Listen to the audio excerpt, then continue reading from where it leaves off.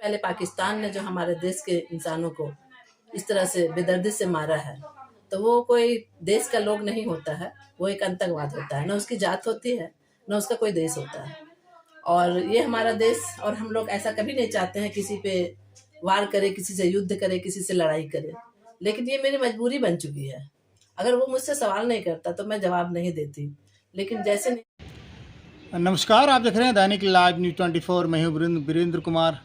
दर्शकों, जिस प्रकार भारत ने पाकिस्तान में 9 जगहों पे आतंकी ठिकानों को ध्वस्त कर दिया, जिसमें सैकड़ों आतंकवादियों को 72 हुरों के पास भेज दिया, किसी आम जनता के ऊपर भारत ने प्रहार नहीं किया।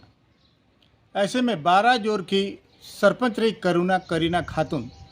करीना कपूर नहीं, करीना खातून से हमारी बातचीत हुई। उन्होंने बेबाकी से कहा कि उन आतंकवादियों को हर हाल में मौत की नींद सुलाना ही एकमात्र विकल्प है।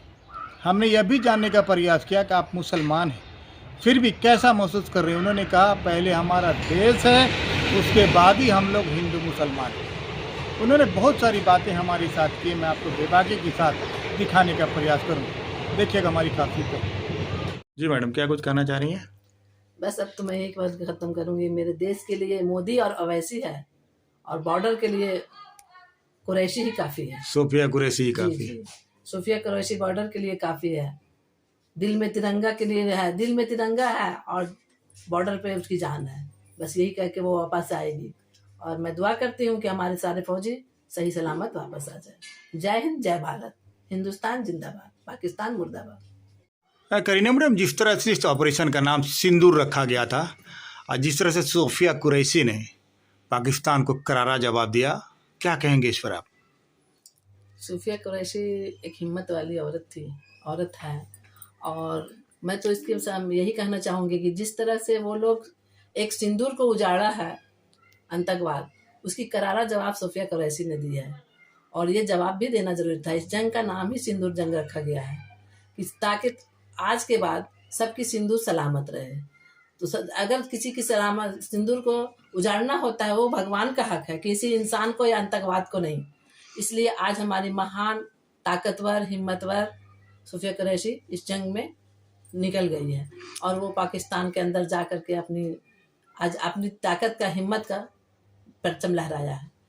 और क्या लगता है आपको, भारत के इस हमले से आतंकवाद पर कुछ करारा जवाब मिलेगा, या फिर उसकी कमर टूटेगी, या फिर आतंकवाद कम होगा? मैडम, बिल्कुल कम होगा। अगर इस तरह का जवाब मिलेगा तो बिल्कुल कम होगा, और हमारी भारत की जरूर हिफाजत होगी। अगर पाकिस्तान के आतंकवादी अगर फिर से भारत पर कुछ बुरी नज़र रखता है तो क्या करेगा लोग? अगर जब भी इस तरह का वो आतंक फैलाएगा, हमारा भारत और हम लोग पीछे रहने वाले नहीं हैं, क्योंकि हमारे नौजवान में बहुत हिम्मत है, ताकत है हमारी फौजी का। और जब भी कोई बॉर्डर पे होता है और ये हमलावर होता है, तो बहुत बड़ा नेता का और बहुत बड़ा कोई डॉक्टर इंजीनियर का बेटा नहीं होता है, किसान का बेटा और फौजी होता है। किसान का बेटा ही होता है ज़्यादातर, ग्रामीण का बेटा ही होता है ज़्यादातर। उनके अंदर लड़ने की, भोगने की क्षमता बहुत ज़्यादा होती है, और वही हमारे फौजी का परचम लहरा करके और आता है। जब भी कभी कुछ हुआ, हमारा फौजी पीछे नहीं आया। उनकी गोली, हमारी हिंदुस्तान की फौजी की गोली जो होती है, वो सीने पे लगती है, पीठ में नहीं। अगर नहीं तो देखा जाए।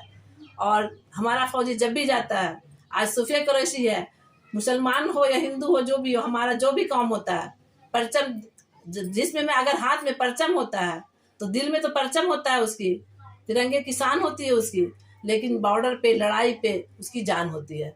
वो खून बहा के ही आएंगे, सर कटा के ही आएंगे। आज हमारे नौजवान हर जगह से जा रहे हैं, फौजी हर जगह से जा रहे हैं, गले मिल के जा रहे हैं, माँ से मिल रहे हैं, सबसे मिल रहे हैं। ये उम्मीद तो वो करके नहीं जा रहे कि मुझे वापस लौटना है, मुझे वापस आकर के अपना दिखाना है, लेकिन हाँ, परचम लहरा के आना है। मेरे देश पे जो झंडा लहराने के बाद जो भी मेरे देश पे आंख दिखाएगा, उसे बर्बाद करके ही आना है, चाहे मेरी जान चली जाए। लगता है इतना होने के बाद भी आतंकवाद पर काबू पाया जा सकेगा? जी बिल्कुल, उनकी यही हाल होगी। टुकड़े टुकड़े दिन बीता है और धज्जी धज्जी रात मिली। जिसका जितना आंचल था उतनी ही सौगात मिलेगी।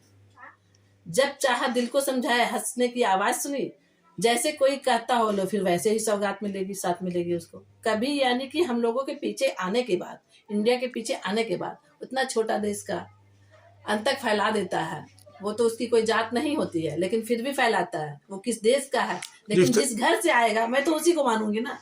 मैडम, जिस तरह से असदुद्दीन ओवैसी जो मोदी का कट्टर विरोधी है, उन्होंने एकदम खुलकर समर्थन किया मोदी का। उन्होंने भारत के इस काम को, भारत के इस कार्य को बहुत सराहा है, तो उसको क्या कहेंगे आप? उसको हम एक हिंदुस्तानी ही कहेंगे। वो हमारे हिंदुस्तान का है, वो पढ़े लिखे हैं, बैरिस्टर हैं, और उनकी बात को समझा जाए, देखा जाए। हमारे हिंदुस्तान का जो भी है प्रधानमंत्री हैं, तो उनके लिए तो सबसे बड़ा नेता है वही है। और हमारा देश का सबसे बड़ा कोई भी नेता हो या जो भी हो किसान हो, हमारे देश का इंसान होना चाहिए। वो हमारे देश का इंसान है। तो कहीं ना कहीं ओवैसी साहब का इंसान, ओवैसी साहब के अंदर जो दिल है वो भारत का दिल है, वो दिल धड़कता है और उन्होंने भारत का समर्थन किया। भारत के लिए धड़कता है, हिंदुस्तान का दिल धड़कता है। वो हमारा भारत का खून है उसमें। और कहीं भी हम लोग जाने वाले, आने वाले, चाहे लड़ने वाले नहीं है। जब हमारे पे वार होगा, जब हमारे पर वार होगा, जब हमारे पर सवाल होगा, मैं जवाब देने के लिए तैयार हूँ। और ओवैसी वही है। ओवैसी भी एक हिंदुस्तानी है। हिंदुस्तान जिंदाबाद, पाकिस्तान मुर्दाबाद। खातून जुड़ रही हैं जो मुस्लिम समाज से हैं, लेकिन इनका सबसे बड़ा धर्म इंसानियत है। दर्शकों, कई बार आपने देखा कि इस चेहरे को कई सामाजिक कार्यों में ये जो है बढ़ चढ़कर हिस्सा लेती हैं। मैडम, आज भारत ने पाकिस्तान के आतंकी ठिकानों पर हमला किया, तो इसको आप किस रूप में देखती हैं? मैं सबसे पहले आपका चैनल को धन्यवाद देती हूँ, और ये मैं जाहिर करती हूँ कि जो आज हिंदुस्तान ने, सबसे पहले पाकिस्तान ने जो हमारे देश के इंसानों को इस तरह से बेदर्दी से मारा है, तो वो कोई देश का लोग नहीं होता है, वो एक आतंकवाद होता है। न उसकी जात होती है, न उसका कोई देश होता है। और ये हमारा देश, और हम लोग ऐसा कभी नहीं चाहते हैं किसी पे वार करे, किसी से युद्ध करे, किसी से लड़ाई करे। लेकिन ये मेरी मजबूरी बन चुकी है। अगर वो मुझसे सवाल नहीं करता तो मैं जवाब नहीं देती। लेकिन जैसे निहत्थे को मारा गया है, तो उसके लिए हम लोगों ने, हमारे मोदी सरकार ने देश की लड़ाई के लिए तैयारी किए हैं। मैडम, जिस तरफ निहत्थे लोग, वो तो सैर सपाटा के लिए गए थे, घूमने गए थे, और अचानक उनको पूछ कर मार देना, नहीं लगता कि कहीं इतना कहीं एक तरह से भारत के जो लोग उसको भड़काने का प्रयास है? मैडम जी जी बिल्कुल, भारत के लोगों को भड़का करके और ये यानी साबित कर दिए हैं कि आप भी उतावला हो जाओ और हमारे पास आप। हमारी ये मजबूरी बन चुकी है। मैं पाकिस्तान के किसी देश से लड़ना नहीं चाहती, लेकिन जब मुझसे कोई लड़ाई करने आएगा तो मैं पीछे हटने वाली भी नहीं हूँ। ये मेरे देश का नौजवान के अंदर ये मेरी कशिश इतनी है कि आज हम लोगों ने जा करके उनके ऊपर मजबूरी के तहत ही हमला किया, लेकिन हमारी तैयारी पूरी साथ के साथ है। मैं उससे हार मानने वाली नहीं हूँ। मैडम, आतंकवाद को आप किस रूप में देखते हैं? कितना घातक है ये देश के लिए, दुनिया के लिए? आतंकवाद का ये रूप, इसका कोई रूप ही नहीं, इससे घिनौना कोई रूप तो हो ही नहीं सकता। ये देश के लिए, जात के लिए, लोगों के लिए नफरत ही नफरत फैलाने का काम करते हैं। ये किसी न किसी को बर्बाद करने का काम करते हैं।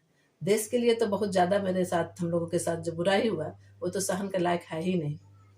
आपको याद होगा मैडम, पाकिस्तान की प्रधानमंत्री रही थी बेनजीर भुट्टो, बहुत ही हसीन, बहुत ही खूबसूरत और बहुत ही मिलनसार, दोस्ती भी भारत से बहुत अच्छी थी उनकी भी हत्या आतंकवादियों ने कर दिया था। कैसे देखती हैं इसको? बस वो किसी का होने वाला नहीं है।